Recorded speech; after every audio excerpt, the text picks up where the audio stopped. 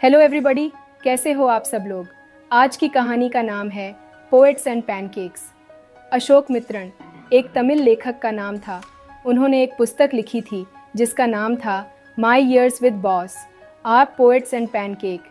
इसी पुस्तक का एक भाग है।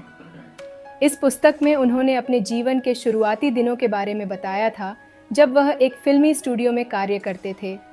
उस स्टूडियो का नाम था जेमिनी स्टूडियो, जो चेन्नई में 1940 में स्थापित हुआ था। यह भारत के प्रारंभिक फिल्म निर्माण संगठनों में से एक था और इसके संस्थापक एस वासन थे। स्टूडियो ने कई फिल्मी सितारों को उभरते और गिरते देखा था। अशोक मित्रन द्वारा पोएट एंड पैनकेक कहानी को लिखने का मुख्य उद्देश्य उस समय के भारतीय फिल्म उद्योग, विशेषकर चेन्नई स्थित जेमिनी स्टूडियो की अंदरूनी दुनिया को एक हल्के फुल्के, व्यंग्यात्मक और मनोरंजक तरीके से प्रस्तुत करना था। पोएट्स एंड पैनकेक्स नाम रखने का कारण जेमिनी स्टूडियो में बहुत से कवि और लेखक भी कार्य करते थे। स्टूडियो में साहित्य और कला से जुड़े लोग बड़ी संख्या में थे, जो फिल्मों के लिए स्क्रिप्ट और डायलॉग लिखते थे। पोएट्स और पैनकेक्स दो भिन्न भिन्न दुनियाओं का प्रतीक हैं। एक तरफ साहित्य और कवियों का संसार है जो सृजन और कला की गहराइयों में डूबा है, और दूसरी ओर फिल्म निर्माण की दुनिया है जिसमें बाहरी दिखावट, मेकअप पर अधिक जोर है।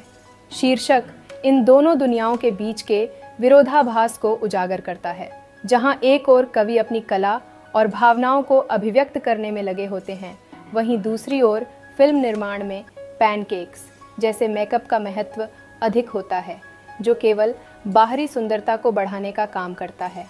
अशोक मित्रन का व्यक्तित्व यह एक साधारण से व्यक्ति है जो जेमिनी स्टूडियो में एक अहम काम में लगे रहते थे।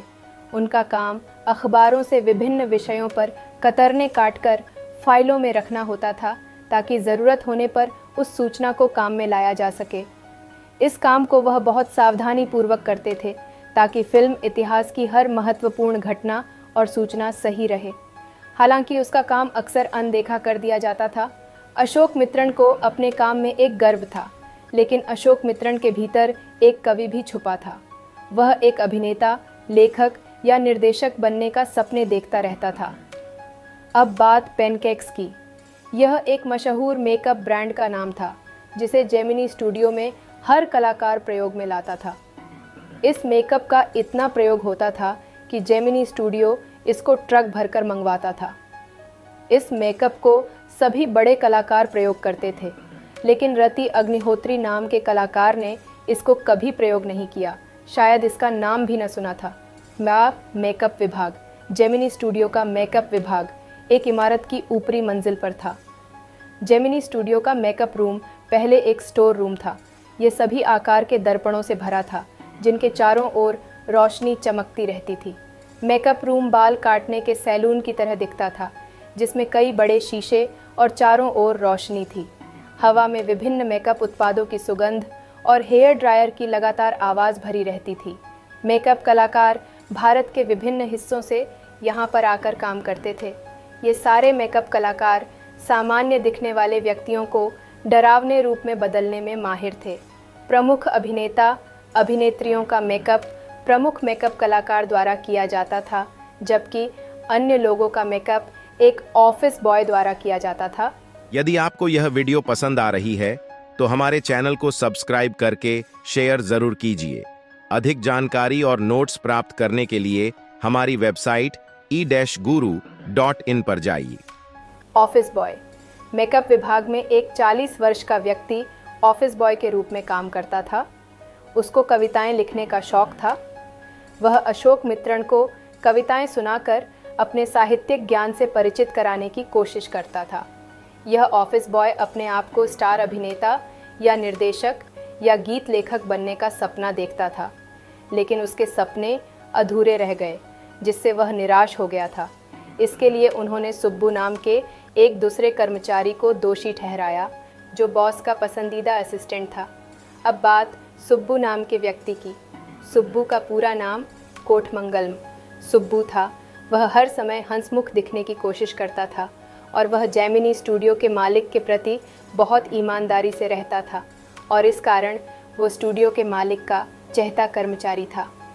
हालांकि वह एक शानदार अभिनेता था और वह कुछ मीडियम टाइप्स की भूमिकाएं निभा रहा था और आम तौर पर मुख्य अभिनेताओं की तुलना में बेहतर प्रदर्शन करता था। सुब्बू ने अपने सुनहरे वर्षों के दौरान जेमिनी स्टूडियो को दिशा और परिभाषा दी। सुब्बू एक बेहद प्रतिभाशाली कवि भी थे।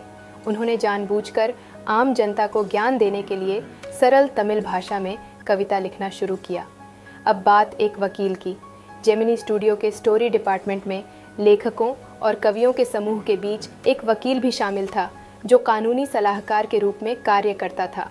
जहां स्टूडियो में सभी लोग धोती और कुर्ता पहनते थे, वो वकील पैंट और शर्ट पहनता था, जिससे वो सबसे अलग, नीरस, असहाय नजर आता था। एक बार एक अभिनेत्री के गुस्से के समय उस वकील ने उसकी आवाज़ रिकॉर्ड कर ली। अपनी ही आवाज़ को रिकॉर्डर में सुनने के बाद वह अभिनेत्री डर गई और सदमे में आ गई। फिर उस लड़की ने हमेशा के लिए वो स्टूडियो ही छोड़ दिया। स्टूडियो के बॉस ने अपने बहुत से लोगों की भांति उस वकील को भी फिल्म बनाने की अनुमति दी। इस कार्य में बहुत सारा कच्चा माल और पैनकेक नाम का मेकअप इस काम में लिया गया, लेकिन फिल्म से कुछ ज़्यादा हासिल नहीं हुआ। फिर एक दिन बॉस ने कथा विभाग बंद कर दिया और शायद पूरे मानव इतिहास में यह एकमात्र उदाहरण था जहां एक वकील की नौकरी इसलिए छूट गई क्योंकि कवियों को घर जाने के लिए कह दिया गया था।